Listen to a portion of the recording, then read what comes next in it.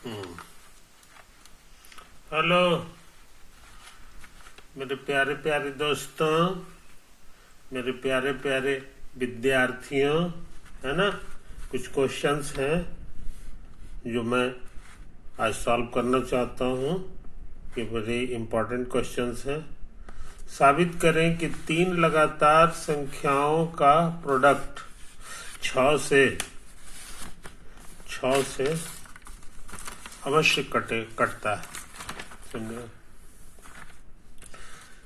तीन लगातार संख्याओं, इंग्लिश में कहेंगे संख्याओं माने नंबर्स, लगातार माने कंजिक्यूटिव, और तीन माने थ्री हो गया। थ्री कंजिक्यूटिव नंबर्स का प्रोडक्ट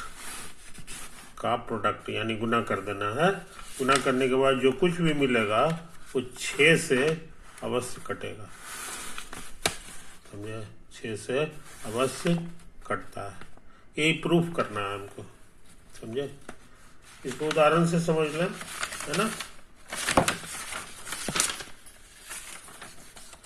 उदाहरण के लिए मान लो कि तीन नंबर जो है हमने ले लिया 14, 15, 16, तीन लगातार संख्याएं हैं, है ना।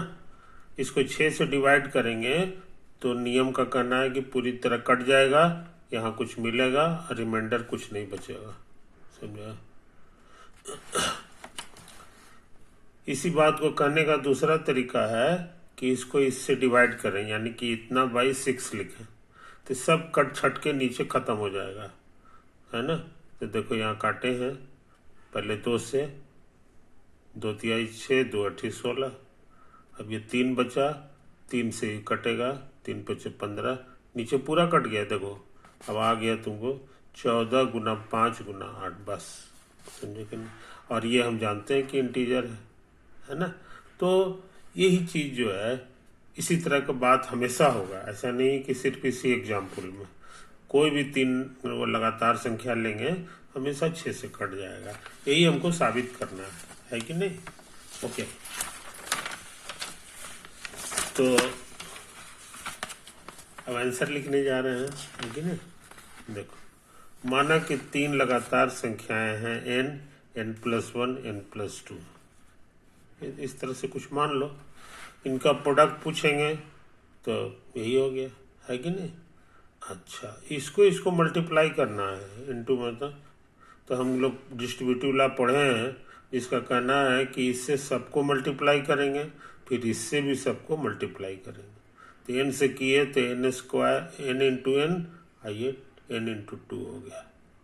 फिर 1 से करेंगे तो 1 इंटू एन और 1 इंटू 2 हो गया, है कि नहीं। ये शॉर्ट में लिखा सकता है n², क्योंकि 2 बार गुना करना है। ये शॉर्ट में 2n लिख देंगे, ये n है, और ये तो सिंपली 2 है कि नहीं। तो ये n² हो गया। 2n और n को ऐड करेंगे तो ये 2 बार है, ये 1 बार है, तो 3 बार हो जाएगा n। समझे ना, ये 2 हो गया। अच्छा, अब यहाँ कुछ नहीं है, मैंने मल्टीप्लाई करना है। तो मल्टीप्लाई करने का मतलब है कि ये 2 बार मल्टीप्लाइड है, 1 बार, तो 3 बार हो जाएगा। यानी ये दोनों मल्टीप्लाई होके इनकी हो गया। नियम है कि इसका जो पावर है इसमें ऐड हो जाएगा। तो 1 पावर है, 2 पावर है, ऐड होके 3 पावर हो गया। उसी तरह से यहाँ मल्टीप्लाई होके 3n² आ गया, ये मल्टीप्लाई होकर 2n आ गया, है कि नहीं। तो ये खतरनाक चीज जो है, प्रोडक्ट हमारा सिर्फ इतना हो गया। हमको क्या साबित करना है, यही जो प्रोडक्ट है ये 6 से पूरा पूरा कटेगा। 6 से पूरा पूरा कटने का मतलब आप जानते हो कि इतना बटे 6 लिखेंगे तो हमको एक पूर्णांक संख्या मिलेगा। पूर्णांक माने इंटीजर मिलेगा, रिमाइंडर कुछ नहीं बचेगा। तो यही हमको प्रूफ करना है। हमें दिखाना है कि प्रत्येक पॉजिटिव इंटीजर n के लिए, पॉजिटिव इंटीजर कुछ भी ले लो, हमेशा ये नियम सही होगा। इतना बटे 6 एक पूर्णांक संख्या आएगा, है कि नहीं। ये प्रत्येक इशारा कर रहा है कि इस तरह का जो चीज होता है ये कैसे साबित होता है ना। इसके लिए इंडक्शन प्रिंसिपल लगाना होगा। क्या लगाना होगा? क्योंकि पॉजिटिव इंटीजर है और ये प्रत्येक के लिए साबित करना है। ये वाक्य हो गया, पी एन नाम का जो वाक्य होता था वो मेरे लिए यही वाला है कि नहीं? तो यही है।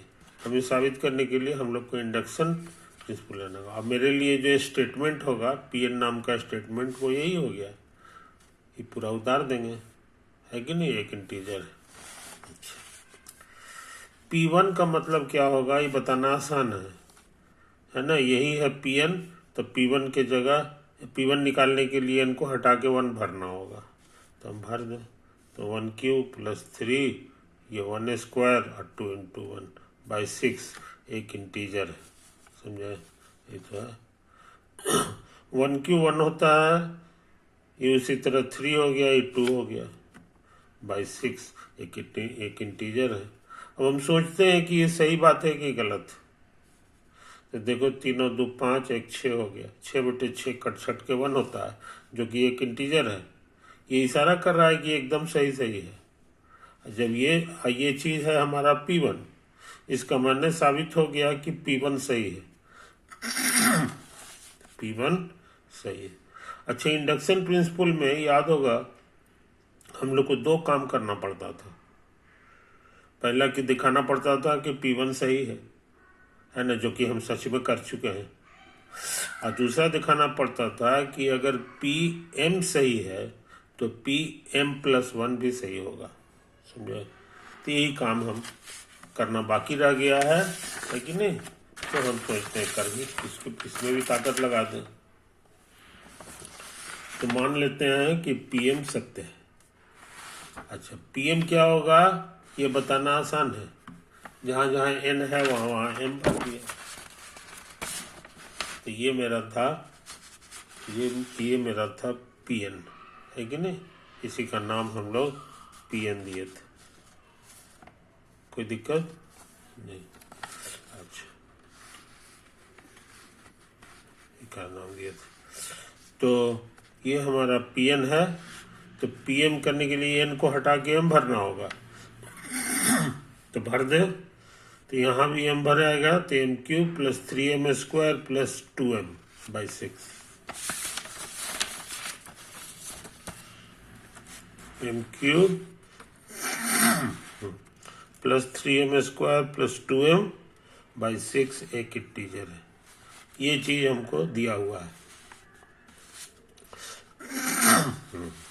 अच्छा, फिर हमको ये साबित करना है, तो इसका क्या मतलब होता है समझ लें। तो ये बताना आसान है, जब Pm इतना है तो m को हटा के m+1 भरेंगे,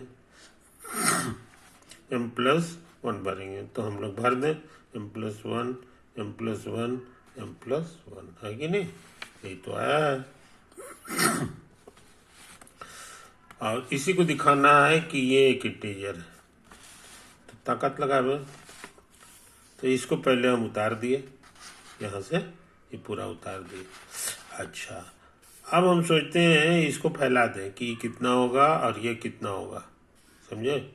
तो इसको फैलाने के लिए हम लोग यहाँ बुद्धि लगाए हैं, पहले m+1 का होल स्क्वायर निकाल दें।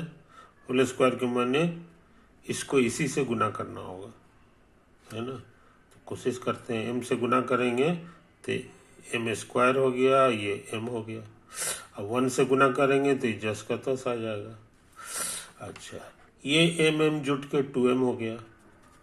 तो हम जान गए कि ये कितना देता है, इसको यहाँ लिख लिया, है ना? अच्छे लड़के इसको याद कर जाते हैं। m+1 का होल स्क्वायर बराबर m² + 2m+1, है कि नहीं? अच्छा, अभी हमको ये भी निकालना है, क्यूब भी। तो क्यूब का मतलब होता है जी कि 1 पावर और 2 पावर, है ना?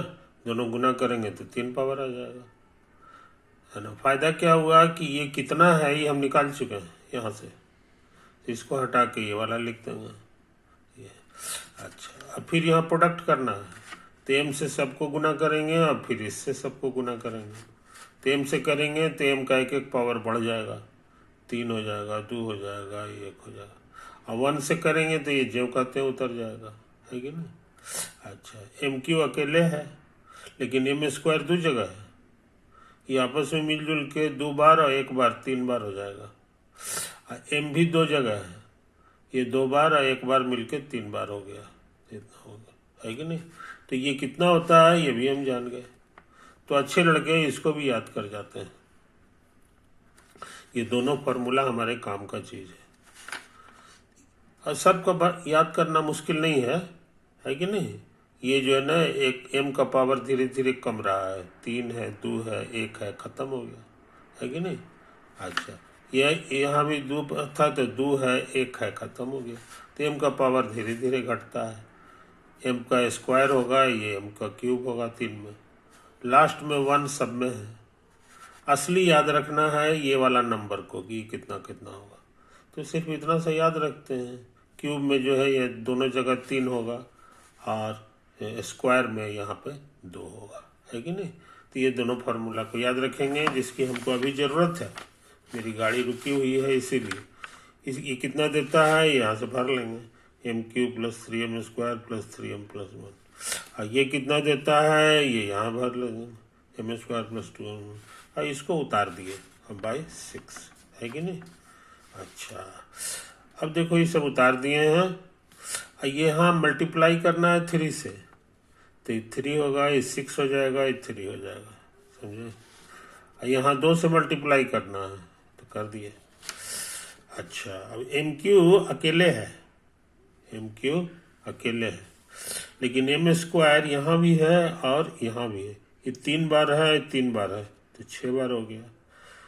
m भी 2 जगह है, नहीं 1 जगह है, 2 जगह है ना, 2 जगह है, 1 जगह और है, तो 3 बार और 6 बार, 3 अच्छा 9 और 2 11 बार है जी m। अच्छा और ये कांस्टेंट है 2, 3, 5 और 1 6, यहाँ लिख दिए, समझे कि नहीं। अब क्या कर रहे हैं सो समझ लो। m², ये है हमारा 6m², चीज इसको हम ऐसे लिख सकते हैं 3 + 3, तो दोनों मिलके 6 हो जाएगा, है कि नहीं। अच्छा 11 को हम लिख रहे हैं 2 + 9, 6 को उतार दें। अब देखो हमारे पास m³ है यहाँ से और 3m² है यहाँ से और 2m है यहाँ से।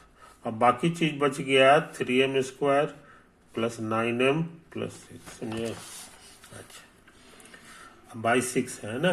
अब ये 6 जो है ना तेजी से काम कर रहे हैं, 6 इसके नीचे भी आएगा और 6 इसके नीचे भी आएगा, है कि नहीं। और इसको पहचान लो, m³ + 3m² + 2m सबसे शुरू में ही लिखा हुआ है, सबसे शुरू में ही लिखा हुआ है कि यह एक इंटीजर है। सबसे शुरू में ही ऊपर में लिखा हुआ है कि यह एक, इसका नंबर स्टार दे दें, ये चीज एक इंटीजर। तो हम लोग यहाँ पर काम कर लें, यही हमको मिल गया तो एक इंटीजर है।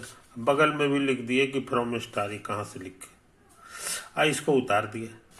अच्छा इसको उतारे, इस बार देख रहे हैं कि 3 कॉमन आ रहा है, 3 कॉमन आ गया, है कि नहीं। ये तो यहाँ बचेगा m², 3m, ये 2 बचेगा। 3 से ये कट जाएगा जी, नीचे वाला 6, तो ये 2 हो जाएगा, है कि नहीं।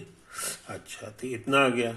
अब देखो इसको हम इतना लिख सकते हैं, इसको मन में गुना करके देखो, m² + 1m और 2m मिलके 3m और 1 × 2 2 आ गया, है कि नहीं। तो हम लोग इसको इतना लिख सकते हैं, बाई 2 हो गया। अब इसको पहचानो, इसको पहचानो पूरा को। m या तो इवन होगा या ऑड होगा, यही 2 चीज तो होता है कि नहीं। मान लो m हमारा इवन है, m को हमने क्या मान लिया, तो उससे एक आगे बढ़ेंगे तो फिर ऑड हो जाएगा। जैसे m जो है वो 16 है तो 17 ऑड होता है कि नहीं। तो फिर आगे एक बढ़ेंगे तो फिर इवन आ जाएगा, समझे कि नहीं। तो यही हो गया। और इवन का मतलब, तो इसका मतलब कि ये दोनों में कोई न कोई एक ठो जरूर से इवन होगा, चाहे ये होगा चाहे ये होगा। जैसे यहाँ पर m+2 इवन है, उसी तरह से अगर हम इसको m को ऑड मान लेंगे, हाँ m, तो ये इवन हो जाएगा। यानी दोनों में से कोई न कोई इवन जरूर होगा। और इवन होने का मतलब हो गया कि 2 से कटेगा, 2 से कटेगा तो इंटीजर आ गया। इंटीजर इंटीजर का जोड़ इंटीजर होता है। और यही तो हमको साबित करना था, यही हमको साबित करना था कि ये खतरनाक चीज इंटीजर है। ओवर।